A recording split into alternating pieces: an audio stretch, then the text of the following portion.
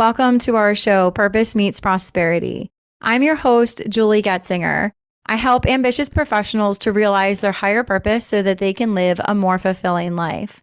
I'm going to be interviewing different people who have followed their intuition down a path that others may have questioned or who thought it wouldn't work out for them, but it felt right to them. It felt like their purpose. It felt like their calling, and they kept at it, kept going towards it. And in doing so, it led to a path of prosperity. And prosperity to me is not just wealth in the terms of finances, but it's also joy. It's also love. It's abundance in all forms. So as we follow the path of purpose, that is the path to prosperity. The guests that I'm going to be interviewing, they are exhibiting that kind of life. So I want them to share some of the tips and things that kept them going down this path, and also help them to turn their pain into their purpose. So the challenges, the struggles, the obstacles, they were able to allow that to propel them further towards their purpose, which led to this path of prosperity. If you enjoyed today's interview, please share it with people who you think could also benefit from watching it. And if you or someone you know would like to be a guest on our show, please fill out the application below. I hope you enjoyed today's interview. Welcome, everyone. Welcome to our show where purpose meets prosperity. I'm your host, Julie Goetzinger, and my mission is to help ambitious professionals to realize their higher purpose so that they can live a more fulfilling life. Today, we have a special guest, Aaron Marcus, joining us. Welcome, Aaron. Oh, it's so great to be here, Julie. So happy to have you here. I found out before this interview that we're actually from the same hometown, and we know a lot of the same people, which is so funny. And it's amazing how the universe brings people together. And I'm so excited for this interview. So thank you so much for being here. Sure. So let me share a little bit more about Aaron before we dive into the questions. Aaron Marcus has been a full-time actor for 38 plus years. He's been cast in nearly 1,300 acting and modeling jobs. He was cast in A Man Called Otto with Tom Hanks, a Netflix feature, White Noise, HBO miniseries We Own This City, and worked on the ABC pilot Heart of Life. He also worked on the feature Irresistible with Jon Stewart and Steve Carell. Amazon show Thespian, which was reoccurring, had a reoccurring role on the Netflix show House of Cards, Gotham, Mr. Robot, Do No Harm, Law and Order CI, and The Wire, to name a few. His YouTube channel includes free acting and modeling tips, and his book is called How to Become a Successful Actor and Model. He personally mentors actors and models to help them break into and advance their acting and modeling careers. Oh, that's an amazing bio you have there, and so much wisdom to share with our audience. And I was sharing with Aaron that many of our people and our audience are creative entrepreneurs, photographers, authors, speakers, and I'm sure you're going to learn so much from this interview about how to really step further into the spotlight in a way that when you have more courage and you just go for it. And we were talking before the interview about you never know where your path is going to take you. So the first question I have for you, Aaron, is how did you get started in the acting industry?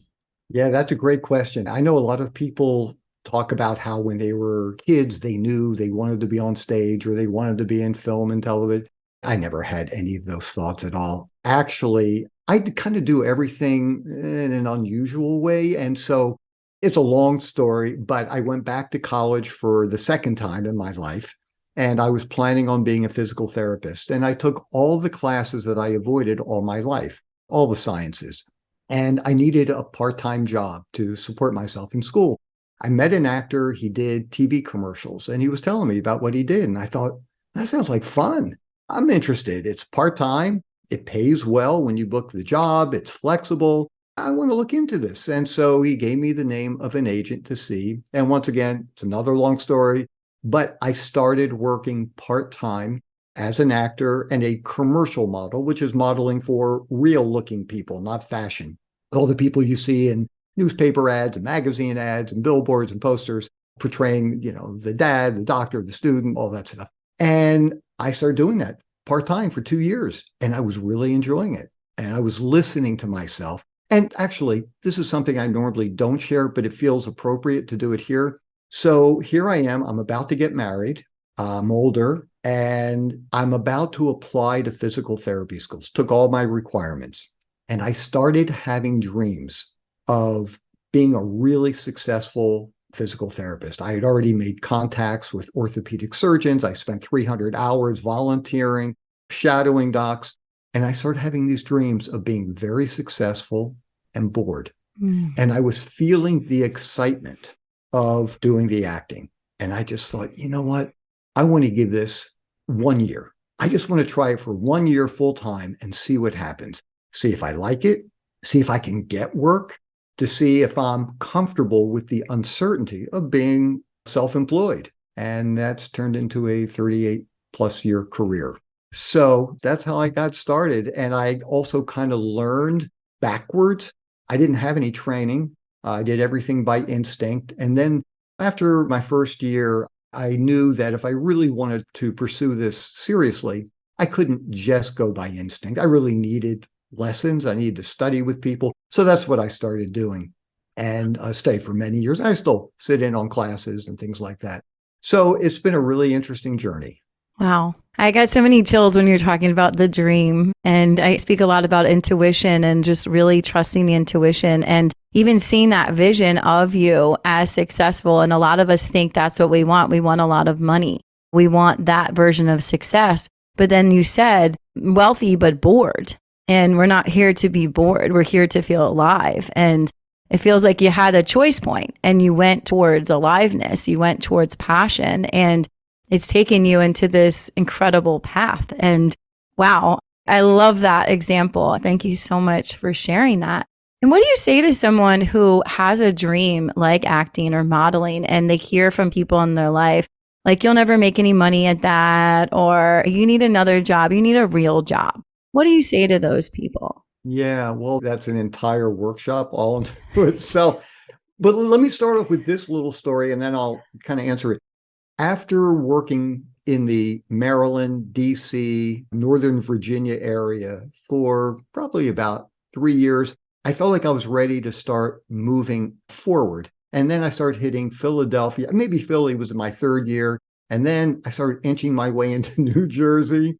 And then in my fourth year, I thought, I'm ready to try New York. And this kind of goes to your question.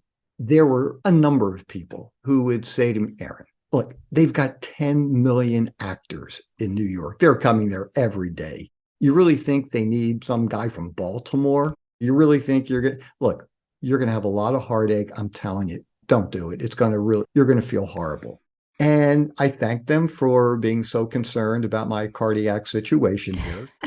And what I learned from that is that there are people in this world. I'm not saying that some people aren't just truly concerned about your health and your thoughts and your needs, but there are also people who don't have the courage to do what you are thinking about doing.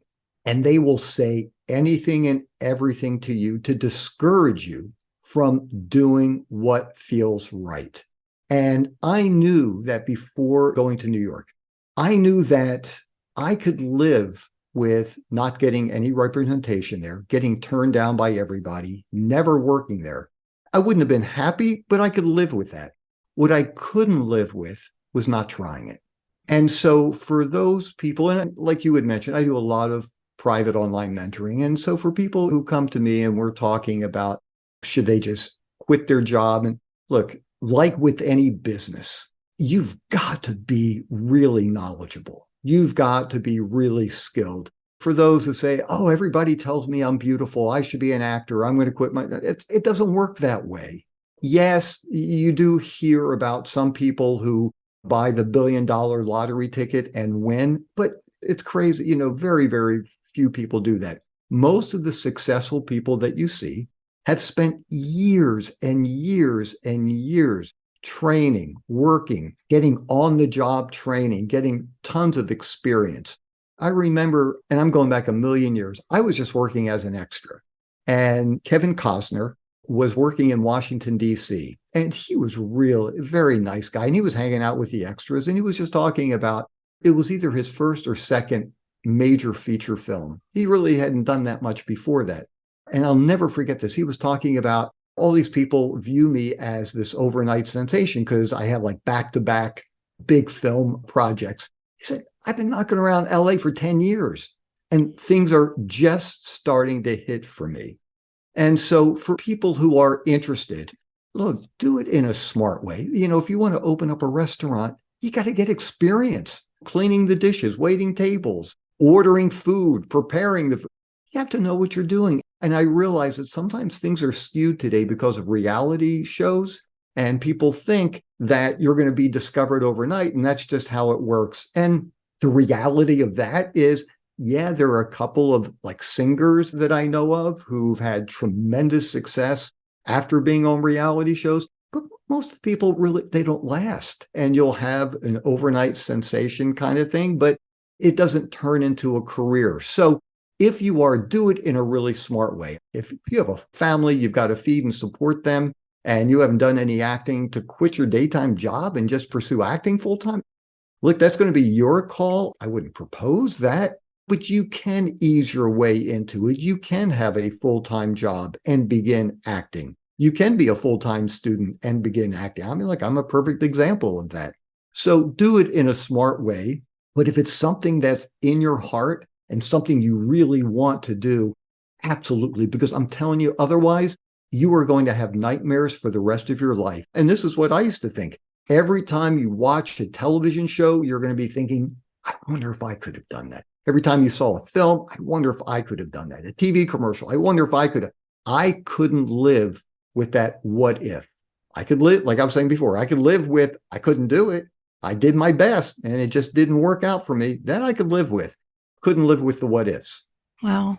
And I love what you said about courage, that some of us are born with this courage or this just ability to take risk, and others look at us like, what are you doing? Like this, that's not going to work out, and afraid for us, afraid for our heartbreak.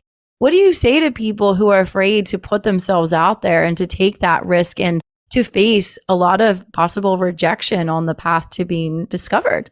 I'm kind of laughing because when you talk about rejection, look, I get rejected on a daily basis.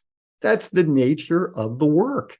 And look, essentially, as actors, look, this holds true for many different kinds of professions. If you're a photographer and you're out there trying to hustle, look, we are salespeople. That's the work. That's the hustling, that going on auditions. And so here's something that I teach people. Just because I'm saying this, it doesn't mean it's the only way to do it. It doesn't mean it's the right way. It's a way that's helpful to me. And if you find another way that's helpful, please use that. But here's what I do. When I go to an audition, by the way, this took me years to figure out. So I went through a lot of years of being very frustrated and angry and just not knowing what in the world I'm doing here. Sometimes like, why didn't I go to physical therapy school? Why did I continue with this?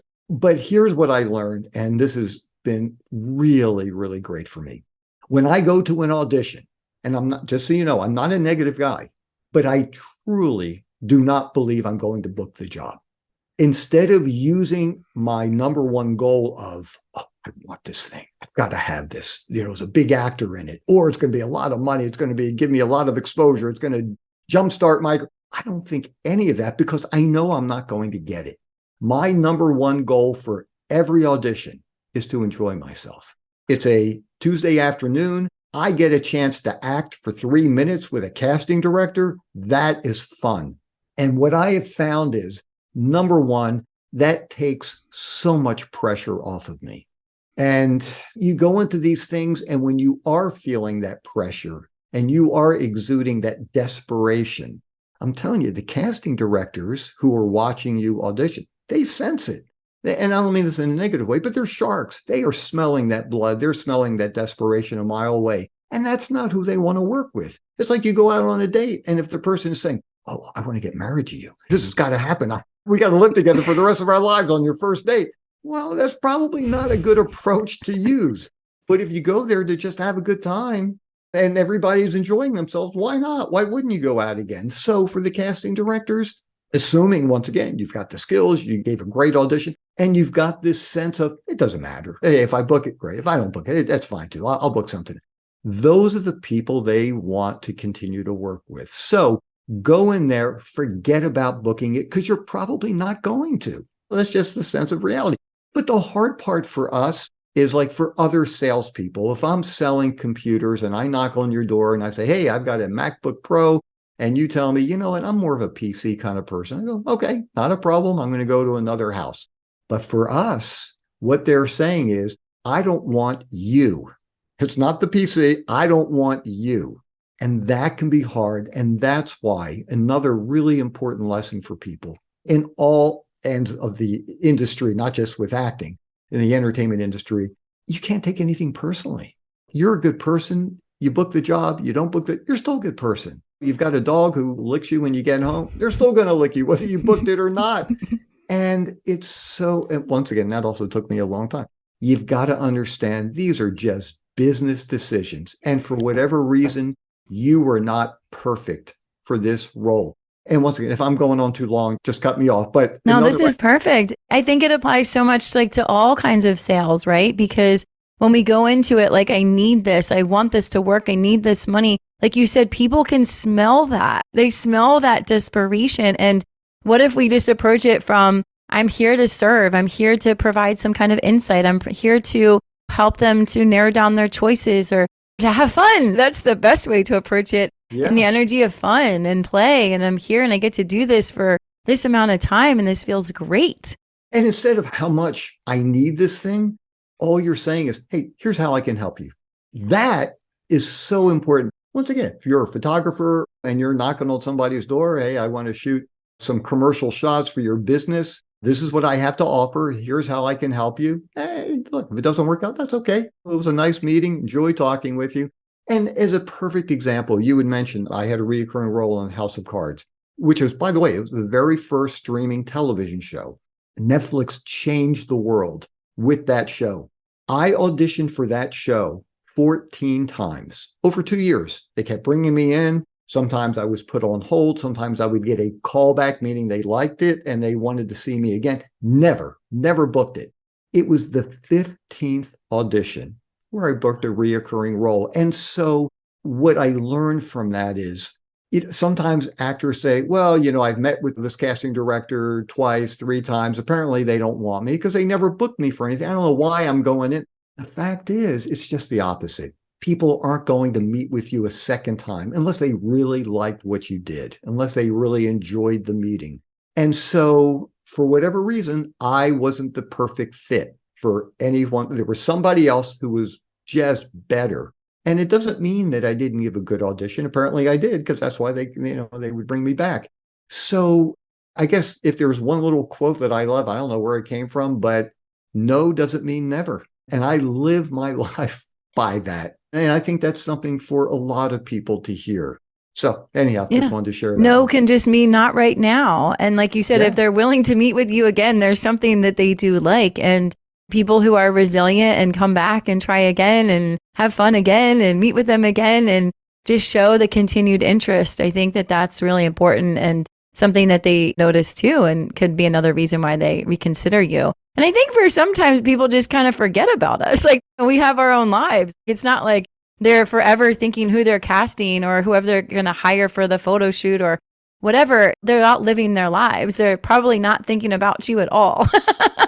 And like you said, don't take it personal. Like, if we just go into it, like, I'm just here to have fun and just see how it goes. This is how I can help you. After we go through life's challenges, it can bring us to a place of wondering what's next for us and how we're meant to show up in the world now. We don't want our pain to have been in vain and often have a desire to help others through what we've just overcome ourselves. Maybe you want to write a book, speak on stage, or start a coaching business so that you can help others through their own journeys of greater self-discovery.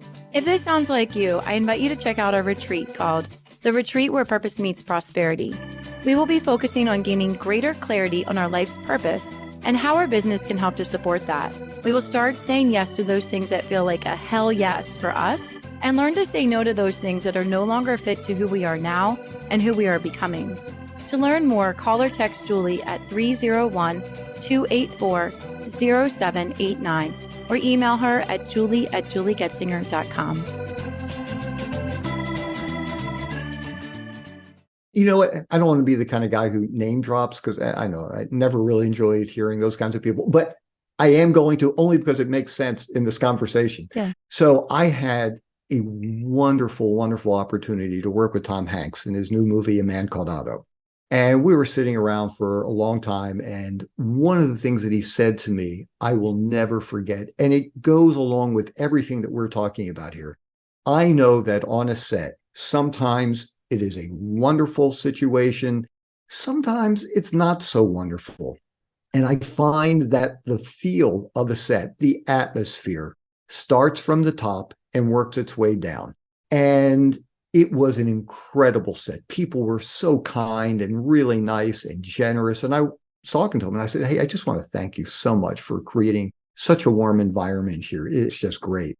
And he looked at me and he goes, Aaron, we're all on the same team. Look, we have one goal here to make something great, whether it's the extras, it's the catering people, whether it's the PAs, production assistants, the directors, the crew.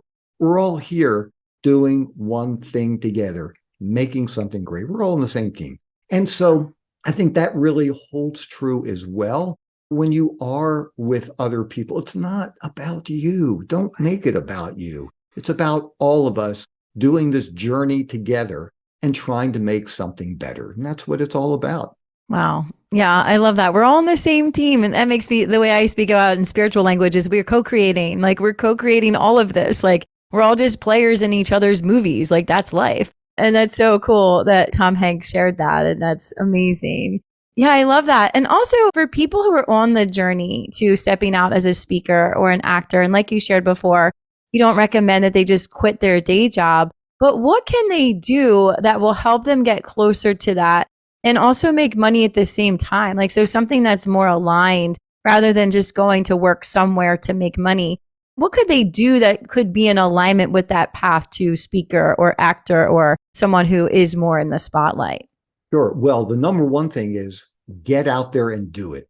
I've taken acting classes, and I remember one in particular.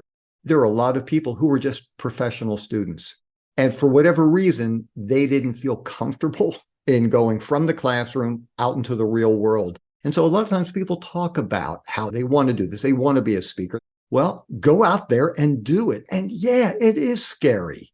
It can be horrifying for people. I mean, I've heard people say that they'd rather jump out of an airplane than talk in front of a group of people. And I get it. So there are a couple things that I like to share with that. First of all, be unbelievably prepared. I remember I got started doing workshops, and I've done over 800 workshops, like spanning 3 continents. And I love sharing information with people. And I remember the very first time I was asked to do a workshop, I agreed to it. It was an agent down in Richmond, Virginia. She knew I was getting a lot of commercial modeling work. And she asked if I would come down and talk to her actors about commercial modeling. And I said, sure. And I wasn't getting paid anything. I liked the agent, worked with her a lot. And so I thought it would be enjoyable. And it just, once again, it's a way of giving back to other people. So I put this hour talk together, and that hour talk turned into a full day thing. So if you are going to give a talk, number one, make sure you know what you're talking about. Make sure it's really clean, it's clear, and then start practicing. And forget mirrors. I know sometimes people say, well, I'm going to look in a mirror and see what it looks like. For me, that just doesn't work. And for most actors, I don't think that's a good way of doing it. But practice your talk in many different environments. Just like when I am preparing to work on a set, I'm not going to just study my lines and go over my lines in my home office. I might go walking down the street. And I know sometimes I might look a little weird. I'm just, you see a guy talking to himself as he's walking down the street, but do it in different places. Something else that might be helpful is maybe start off small. Instead of trying to start off with a TED Talk, maybe do it at a local elementary school, maybe at a church, a synagogue, a mosque, just some smaller environment first. And so there's a little bit less pressure. And the other thing too, just to keep in mind is, what's the worst thing that can happen during your talk? I would think that you start stumbling, that you get afraid, you start sweating. Yeah, all those things might happen. It might, and that's okay. What's that showing me is, hey, I'm watching somebody up there who's a human. You're sharing what you are feeling in that moment. But when people hear what you have to say, they'll start overlooking some of those other things.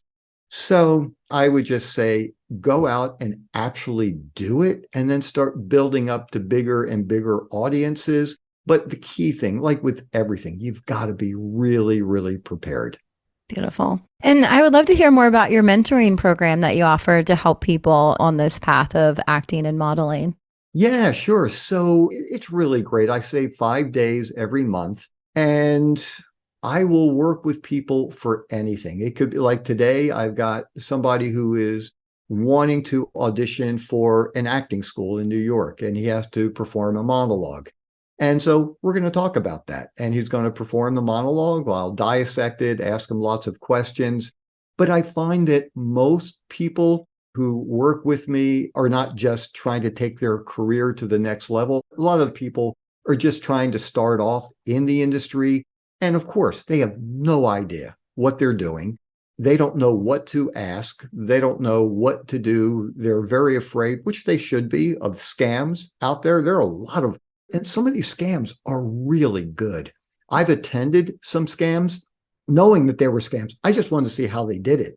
And I'm telling you, they were really good. And if I wasn't so familiar with the industry, I could see why somebody would be putting down thousands of dollars for representation. Honestly, I don't know how these people live with themselves who do this kind of stuff. So for most people, they'll come to me and I'll ask them, is there anything specific that you want to work on? Because I don't want to presume to know. And most of the time, they're not really sure. I say, okay, that's fine. Here's what we're going to do. And we'll talk about putting together a resume. And they'll say, well, how can I put together a resume? I've never done anything. You'd be surprised. There's a lot you could put on an acting resume, even if you've never acted before. That will be really helpful. We'll talk about photos, how to put together, and I don't like to say a good headshot. I like to say an effective headshot, one that will sell you well. And I find that a lot of times photographers don't necessarily know how to produce that kind of shot. They might take beautiful pictures of you, but that might not be one that sells you well. So you have to know, what is your type? How are people going to cast you? And so we'll talk about that. We'll talk about finding agents. We can go online and look at all the agents in your area. And let's talk about how to upload things or find out how to best submit yourself to the agents. And then what to do, most likely, if you don't get a contract offer to you. What does that mean? Do you just give up? I would say absolutely not. I mean, you're just getting started here. And so basically, it's teaching people everything that they need to know to either get started or for their kids to get started in the industry and or to advance a career. Beautiful. And I know we talked about that there is a section of your book that helps photographers to know what to look for when taking an acting headshot. Can you explain a little bit more about that? Yeah, one of the things that I find is that, and look, this happened for me when I first got started because I just didn't know. I went to a photographer and I said, what should I do? And this is what the advice the photographer gave. He said, make faces. All right.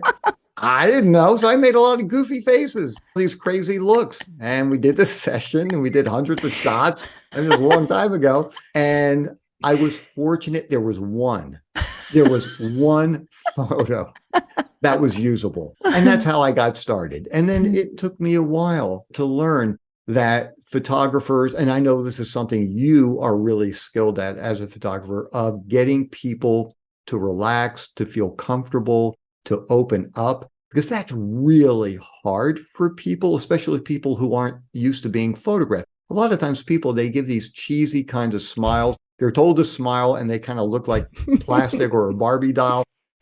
And so you need a photographer who not only is technically really skilled, but is also like a therapist and knows what to say to the person to get them to relax, to feel comfortable, to get to a point where they can expose themselves and show something that's going on in their brain, because that energy shoots out of the eyes. And that is what captures people's attention. And that's something that a lot of photographers don't know about. So yeah, in the book, I just talk about all this stuff and how to prepare, how to interview photographers, how to get the right look, how to practice, so that when you go into a photo shoot, you can, instead of saying, like I did, what do I do? You're going to say, this is what I'd like to do. This is what I'd like to get out of the session. You could even show samples of other headshots of people who you like, and we'll discuss all that as well. And there's no guarantee. Look, I've spent a lot of money on photo shoots and shots just didn't work. And I don't blame the photographer. I just didn't do it. And that happens too, even to experienced models and actors. So anyhow, you will be able to go into a session and you'll be giving yourself your best opportunity to have success. Something that people need to know, and if anybody is guaranteeing or promising you things in the industry, run away from that. Like you had mentioned, I've done almost 1,300 projects. There is no guarantee I am ever going to book another job for the rest of my life. I certainly plan to, I hope to, especially once the strike is over, things will start picking up again. Although there are other aspects of the industry that I can work in. I just can't do film or TV at this moment. But there are no guarantees. And so you have to understand that. It's not like, well, if I buy enough tickets at some point, I will hit the lottery. Just like for me, my 15th audition, I got a recurring role on House of Cards, but there was no guarantee I was ever going to book anything on that. So anyhow, you just have to understand everything that we do for any industry. These things are marathons. It's not a sprint. It takes time, and you are just starting to walk up the steps, and just try to enjoy the journey, because the journey is really interesting. And you are going to flub. You're going to fall down the steps sometimes. And that's okay. That's all part of learning. Like a lot of things that I've learned were things that I shouldn't have done. But I don't blame myself. I don't kick myself. I just didn't know. And in that moment, I did the best I could. Just like if you were giving a talk and it goes horribly wrong, don't beat yourself up. Just like for me at an audition. Sometimes I do auditions that were bad. And I just have to remind myself, in that moment, I did the best I could. It wasn't very good, and that's okay. Look, if you're a surgeon, sometimes when you're doing gallbladder removals, it's going to be better than others. Hopefully, it's good enough. We all have better days than other days. So anyhow, just be kind to yourself. Yeah, that's good about our industries, that nobody dies if we mess up, right? Like there's not as much pressure as there is in the medical field. Yeah, wow, so much wisdom. I'm learning so much from you, just listening to you and your experiences you've had and the lessons you've had. And where can people follow you if they like to learn more about you? Yeah, thank you. So there are a few different places. One, you can always go to Instagram, and it's just Aaron R for Robert, and it's Aaron R Marcus, Marcus. And I don't talk about what I've had for lunch and how many times my dogs pooped today or anything like that. It's all industry, pretty much all industry related, unless I happen to be on vacation someplace and I just want to share some photos. But it's pretty much industry related. So you can follow me there. I have got a really great, and it's all free. It's an acting and modeling quick tips channel on YouTube. And there are over 300 videos there. It's a library. You don't need a card. Just go there and subscribe and click the notification bell so you know when I upload a new video. The easiest way, because it's kind of a long address, just go to my website, and it's just howtoactandmodel.com, all spelled out. And there's a YouTube icon on the upper right-hand side. Just click on that. It will take you to my channel, and just sit there and watch the videos. No matter what part of the industry you're in, I think you're going to find things that will be really, really helpful to you.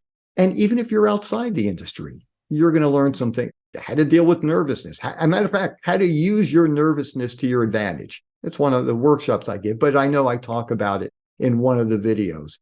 But anyhow, you should spend a lot of time there. And if you have a personal question, always feel free to reach out to me. I'm really good at getting back in touch with people. So once again, just go to howtoactandmodel.com, and there's a contact tab that you can click on. Wonderful. And I will put all of his links in the show notes below, so you'll be able to find all of that. And I'm thinking for my speaker friends, your YouTube channel is going to be very helpful because, we as speakers have a lot of the same things that we're working through, on our path to stepping more into our spotlight too. So I'm really excited to check it out myself. So thank you so much. Thank you. This was such a pleasure. I really, really appreciate you inviting me here and being able to share information, because as you can see, I do feel passion for this. And I know, look, not everybody likes to share information because they feel competitive and they're worried, well, if I give out information, you're going to be more knowledgeable and you might book the audition and I might not. From the moment that I saw you and we started talking, I got this sense that you also are one of those very giving kinds of people who want to surround themselves to help other people. And I just really love having a community no matter what you're doing, whether you're a teacher or an athlete or an architect, just people who are sharing information. And you'll find there are a lot of connections between what we all do. It might be a little bit different, but anyhow, I just love the fact that you are making this world a better place by bringing people together and having people help each other and share information. So thank you for doing all that. Thank you. Thank you so much. And what a fun interview this has been. And I'm excited to listen to it back myself, and because there was so much shared today. Thank you to all our listeners for being here today. Check out the show notes below to follow Aaron here. And I'll see you next time. Bye, everybody. I hope that you enjoyed this video. If you did enjoy it, please consider liking it. And if you haven't subscribed to our channel yet, go ahead and do that now. If you know of anybody else who could benefit from watching this video, share it with them too. And thanks for being here. I hope to see you soon. Bye.